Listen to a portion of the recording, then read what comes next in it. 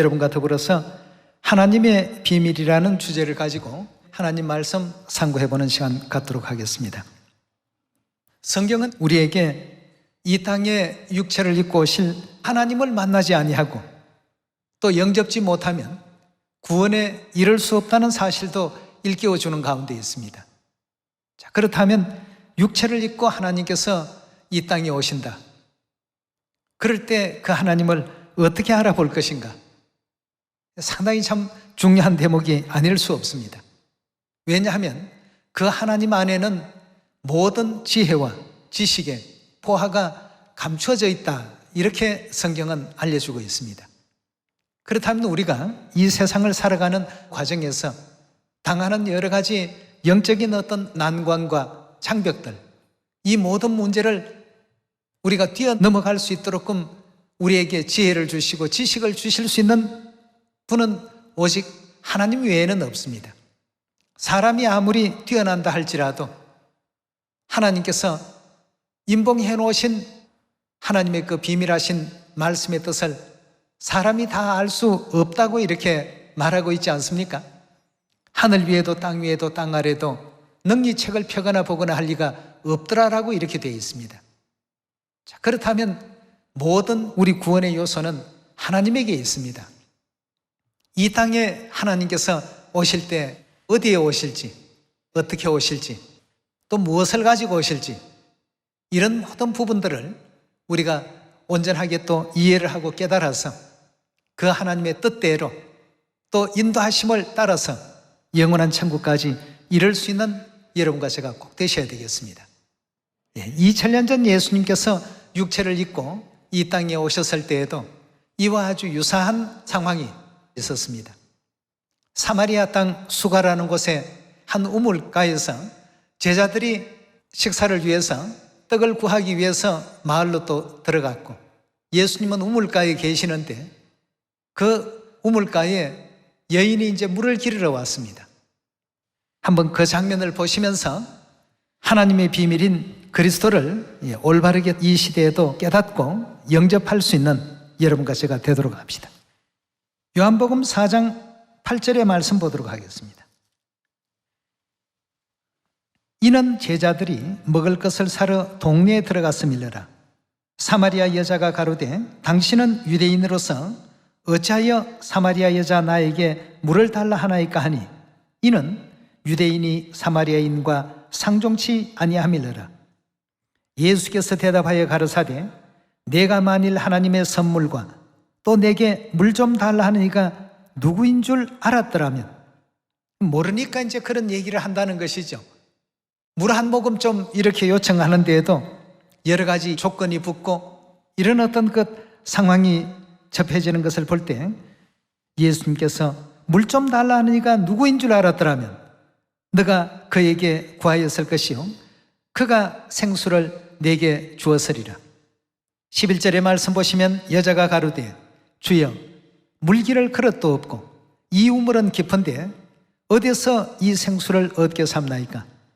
우리 조상 야곱이 이 우물을 우리에게 주었고 또 여기서 자기와 자기 아들들과 짐승이 다 먹었으니 당신이 야곱보다 더 크니이까?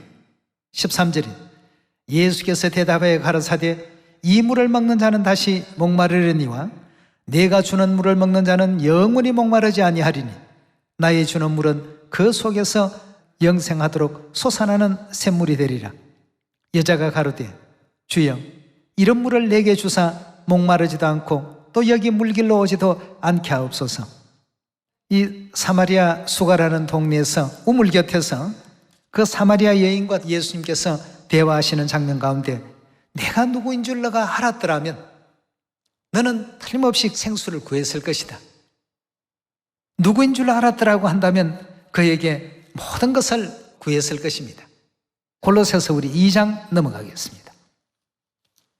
2장 2절의 말씀 보시면 이는 저희로 마음의 위안을 받고 사랑 안에서 연합하여 원만한 이해의 모든 부요에 이르러 하나님의 비밀인 뭘 깨닫게 한다고요? 그리스도를 깨닫게 하려 함이라. 그 안에는, 즉 육체를 입고 이 땅에 오신 그 하나님 안에는 뭐가 있다고요? 지혜와 지식의 모든 보화가 감춰져 있다고 했습니다. 누구인 줄 알았더라면 지혜도 또 지식도 믿음도 또 죄사함도 다 간구했을 것인데 누구인 줄 알지 못하니까 당신이 우리 조상 야곱보다 더 크신 분이십니까? 우리 조상 야곱이 얼마나 참 대단한 분이신데 그분보다 더 크다는 얘기입니까? 등등 참으로 하나님 앞에서 감히 견줄 수 없는 피조물을 앞세워서 대단한 어떤 사람인 양 이렇게 지금 얘기하고 있습니다. 오늘날 우리가 성부 시대에 사는 것도 아니고 성자 시대를 사는 것도 아니요 성령의 시대에 살고 있습니다. 성령 시대 육체를 입고 이 땅에 오신 아버지 하나님, 어머니 하나님을 제대로 알았다면 많은 것을 우리도 구했을 것입니다. 그냥 하나님의 교회에 오니까 아버지 하나님이 계시고 어머니 하나님이 계시고 뭐 진리의 가르침대로 다 맞는 것은 같고 이런 정도로 해서 모든 것이 끝나서는 안 되겠습니다. 구해야 될 게 참 많습니다.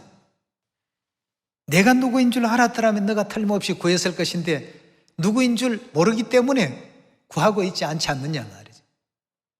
예수님께서 던지신 이 한 말씀을 우리가 깊이 있게 잘 새겨볼 필요가 있겠죠. 마태복음 16장 13절의 말씀 보시면 예수께서 가이사랴 빌립보 지방에 이르러 제자들에게 물어 가라사대 사람들이 인자를 누구라 하느냐 가로되 들으는 세례 요한 즉 침례 요한 들으는 엘리야 어떤 이는 예레미야나 선지자 중에 하나라 하나이다. 가라사대 너희는 나를 누구라 하느냐 내가 누구인 줄 너희는 알고 따르고 있느냐. 16절의 말씀 보시면 시몬 베드로가 대답하여 가로되 주는 그리스도시요 살아계신 하나님의 아들이시니다 라고 이렇게 답을 했습니다. 16절의 장면을 보면 베드로가 예수님이 누구인 줄 알고 있었습니다. 알고 믿음의 그 길을 따라왔던 베드로의 그 신앙, 끝까지 그리스도의 그 길을 온전히 또 뒤따라서 순교까지 당하면서까지도 그리스도인으로서의 삶을 살아갈 하나의 어떤 지표가 되지 않았습니까? 17절입니다. 예수께서 대답하여 가라사대 바요나 시몬아 내가 복이 있도다. 이를 내게 알게 한 이는 혈육이 아니요 하늘에 계신 내 아버지시니라. 또 내가 내게 이르노니 너는 베드로라.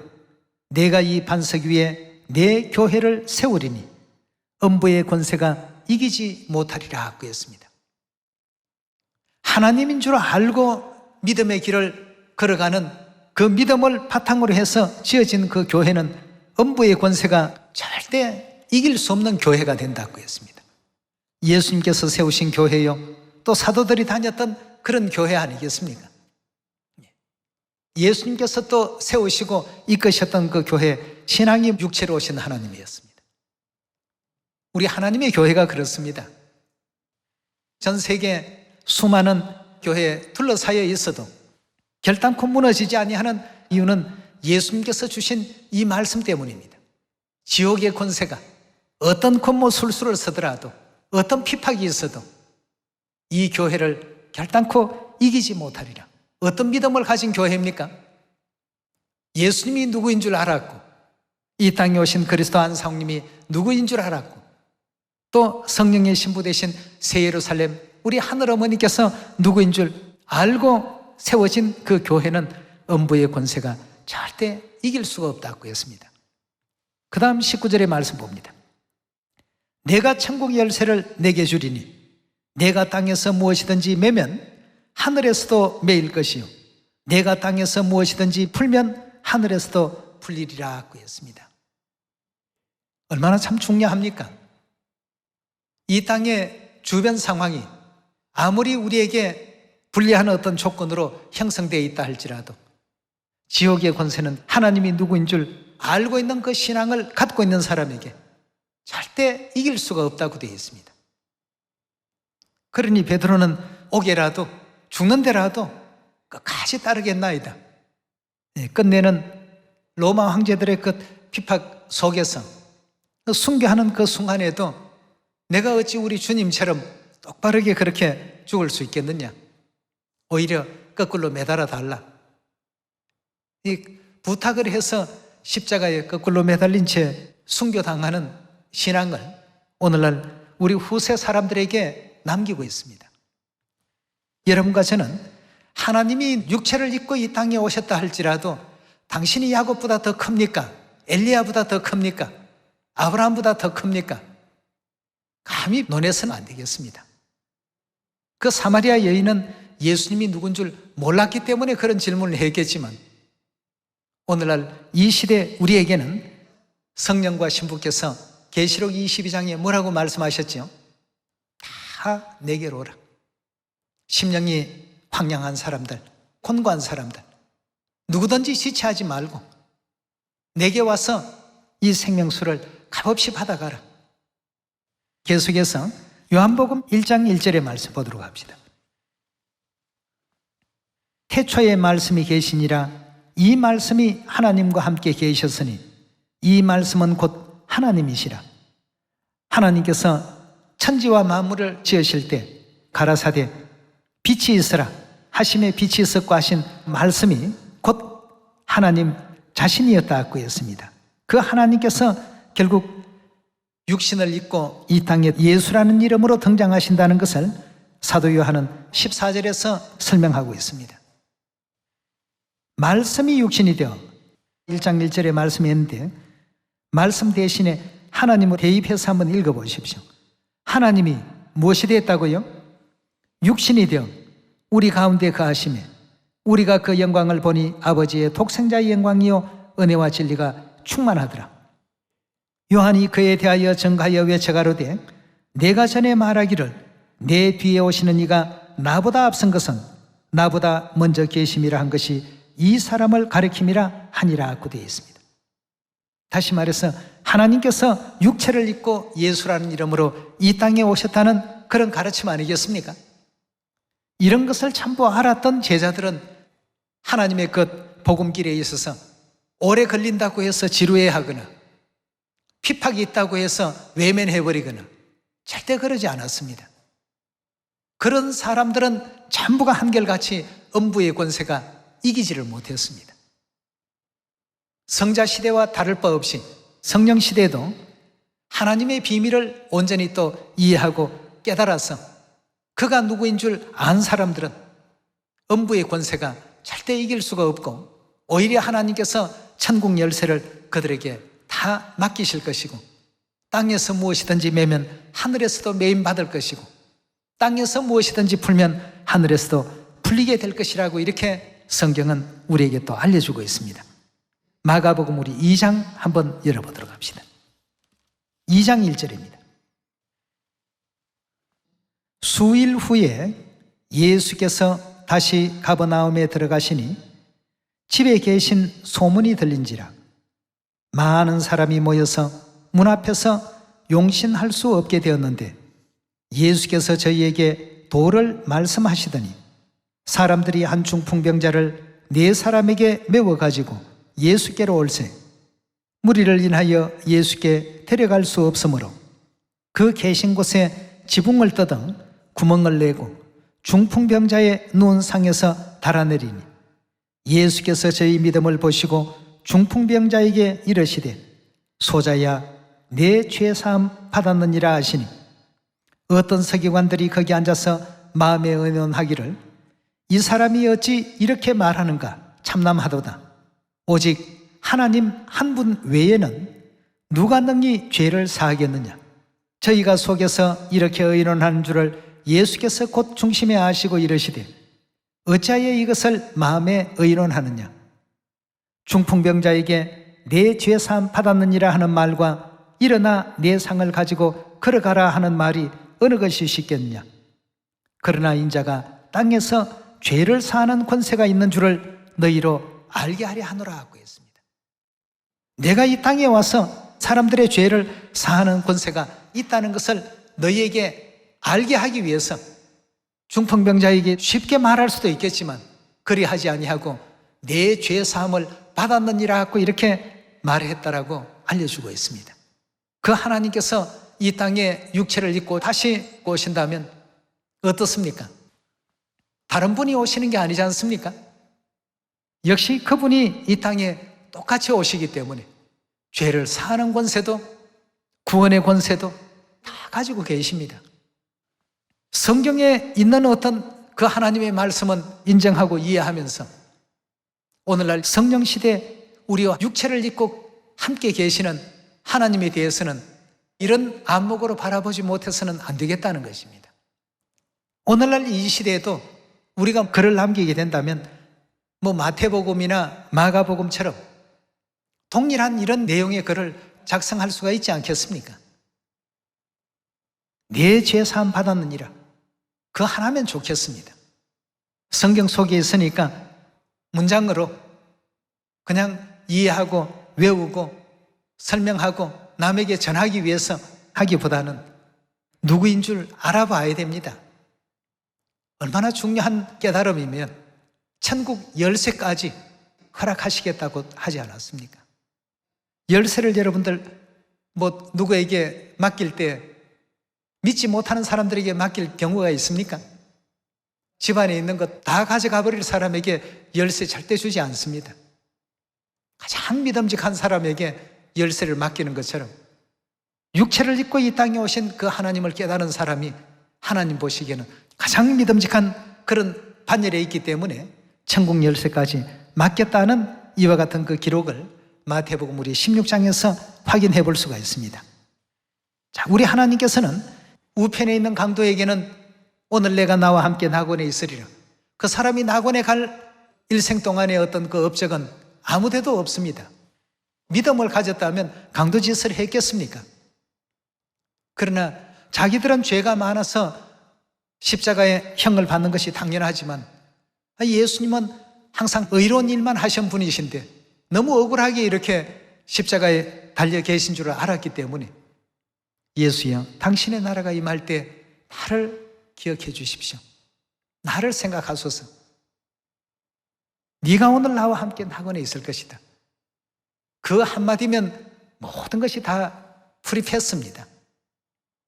수만 가지 어떤 율법이라는 장막이 다 거두어지게 되죠. 오직 그 말씀 하나면 모든 것이 다 이루어질 수 있게끔 되어 계신 분이 육체를 입고 이 땅에 오신 우리 하나님, 성자 시대는 예수님, 성령 시대는 새 이름 안상욱님, 새 예루살렘 하늘 어머니이심을 여러분과 저는 오늘 이 성경을 통해서 다시 한번 확인해 봐야 되겠습니다. 누가복음 23장 열어보도록 합시다. 23장 36절의 말씀 보시면 군병들도 희롱하면서 나와 신포도주를 주며 가로되 내가 만일 유대인의 왕이어든 너가 너를 구원하라 하더라. 그의 위에 이는 유대인의 왕이라 선 패가 있더라. 달린 행악자 중 하나는 비방하여 가로되 너가 그리스도가 아니냐 너와 우리를 구원하라 하되 하나는 그 사람을 꾸짖어 가로되 너가 동일한 정죄를 받고서도 하나님을 두려워 아니하느냐 우리는 우리의 행한 일에 상당한 보응을 받는 것이니 이에 당연하거니와 이 사람의 행한 것은 옳지 않는 것이 없나니라 하고 가로되 예수여 당신의 나라에 임하실 때 나를 생각하소서 하니 예수께서 이르시되 내가 진실로 네게 이르노니 오늘 너가 나와 함께 낙원에 있으리라 하시니라 하고 했습니다. 이 한마디로 그 우편 강도는 지옥의 운명이 천국의 운명으로 일순간 바뀌게 되었습니다. 이 하나님의 비밀을 올바르게 깨달은 사람들, 육체의 어떤 그 모습이 아니라 그리스도께서 가지고 계신 그 신성의 모습을 올바르게 이해하고 깨달은 사람들에게는 천국 열쇠도 또 지옥 갈 운명을 천국으로도 또 그 많았던 죄악도 다 사면받을 수 있는 이런 권세를 갖고 계신다는 것. 안상욱님은 재림 그리스도시구나. 단순히 그것 아는 것 그 자체가 아는 것이 아닙니다.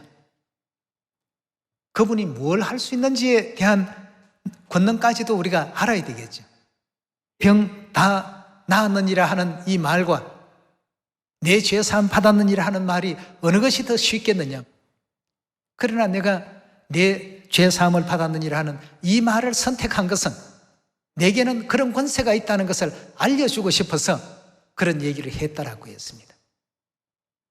여러분, 우리가 육을 입고 하나님께서 이 땅에 오셨을 때 하나님을 베드로처럼 잘 알아봐야 됩니다. 요한처럼 잘 알아봐야 되겠습니다. 사도 바울처럼 또 잘 알아봐야 되겠죠. 누구인 줄 알았더라면 그 뒤에 무한한 어떤 축복이 뒤따릅니다. 예수님께서 알아보는 베드로를 보고 요한을 보고 그들을 믿음 없는 사람들이라고 내치지 않았습니다. 자기 사람들을 사랑하시되 끝까지 사랑하시는 그 반열에 그들을 두었습니다. 그러니까 베드로에게도 믿음이 약하시지 않도록끔 항상 여러 가지 그 엄하신 어떤 그 말씀으로 훈계는 하시지만 굉장히 사랑하시고 아껴주셨고, 요한도 역시 그러했고, 이런 어떤 장면과 내용들을 바라보게 될 때 우리는 성자 시대의 경우를 보면서 성령 시대, 성령과 신부께서 오라 하실 때 그 성령과 신부에 대한 그 비밀을 우리가 알아야 되겠습니다. 하나님의 비밀은 그리스도를 깨닫는 것이라고 하지 않았습니까? 지식적으로 아는 것만이 능사가 아닙니다. 가게 되면 뭐가 있을까?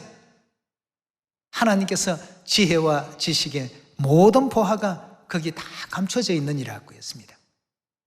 그럼 그걸 구해야죠. 우리에게 지혜도 주시고 지식도 주시고 믿음도 주시고 천국도 주시고 전도 능력도 주시고 열정도 주시고 구해야 되겠습니다. 예. 마태복음 우리 9장으로 넘어가도록 합시다. 9장 27절의 말씀 보시면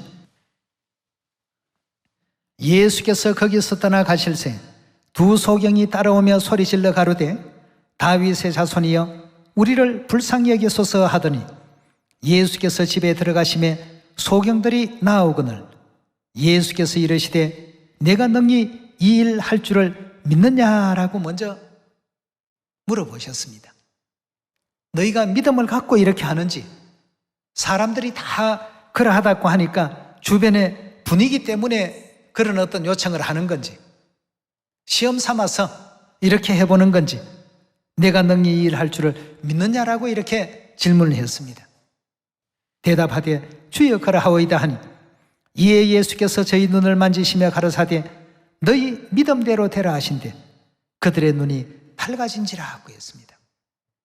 우리 하나님께서 이 땅에 오셔서 이루실 수 있는 역사는 때로는 지혜로, 때로는 지식으로, 때로는 믿음으로, 때로는 우리가 예견치 못한, 상상치 못할 어떤 여러 가지 것 방향으로 이와 같이 이루어 주십니다만, 가장 지금 중요한 것은 이 시대 구원의 역사는 성령과 신부에 의해서 온전히 완성되어질 수 있다는 사실을 절대적으로 믿고 진행하는 이 복음은 절대 실패할 수가 없습니다.